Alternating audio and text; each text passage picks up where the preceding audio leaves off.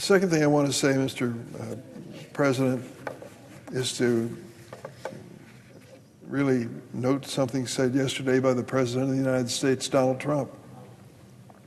The year was 2018, 6 years ago. And President Trump challenged me and other members of the Senate to come up with an immigration plan for the United States that included his big, beautiful wall, if you remember. And so I went to work with several of my colleagues here and several on the Republican side to help write an immigration bill. And I ended up calling the White House when I thought we came up with such a bill, a bipartisan bill, and they said, come in and see the president this morning.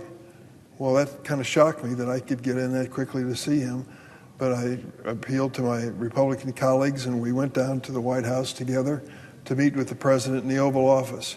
The meeting was historic. It turned out that others had been invited, Democratic and Republican senators and congressmen, to discuss the issue, and they frankly didn't agree with the conclusions which we brought to the president.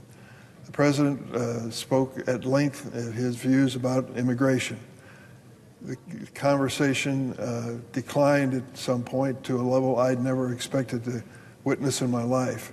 The president started saying things about immigrants in ways I thought had never been said before in the White House. He used terminology which I'm not going to repeat on the Senate floor, but it referred to a phrase of S-hole nations. You can fill in the blank if you wish. But I was shocked to hear it, and I heard him refer to several countries in this fashion, and I thought to myself, how we reach a point that we discuss immigration in such crude and vulgar terms? After I left the White House, it leaked out what the president had said, and the White House denied it. They said it didn't happen. I said it did.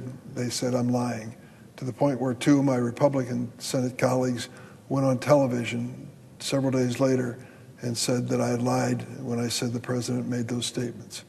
Well, yesterday at his rally in Pennsylvania, President Trump admitted that he had used the slur that I referred to earlier to disparage Haiti and African nations during that 2018 meeting with lawmakers, bragging about a comment that sparked global outrage during his first term.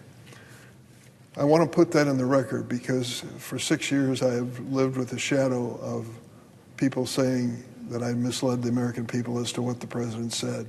Yesterday he admitted what he said. It's not for my sake, but for the sake of discussing this issue of immigration. We've got to get beyond crudity and vulgarity and what we've seen in the extreme in the last several months when it comes to immigration. I'll make it clear where I stand. We need an orderly process at our border, period. Second, we should never knowingly allow a dangerous person to come into this country. Third, if a person is in this country seeking legal status and commits a dangerous crime, they should be gone, period.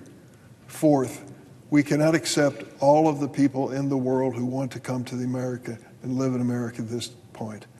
I wish we could, but we can't. Some are important, and I want to stand up for them. We can't allow everyone. We need an orderly process to achieve this goal. We are a nation of immigrants, and I'm proud of that fact. I hope everyone is. Let's make sure we do immigration the right way. The reference in 2018 was an embarrassment to the White House, to the Oval Office, and to the presidency. I'm glad that the president has finally admitted what happened on that day.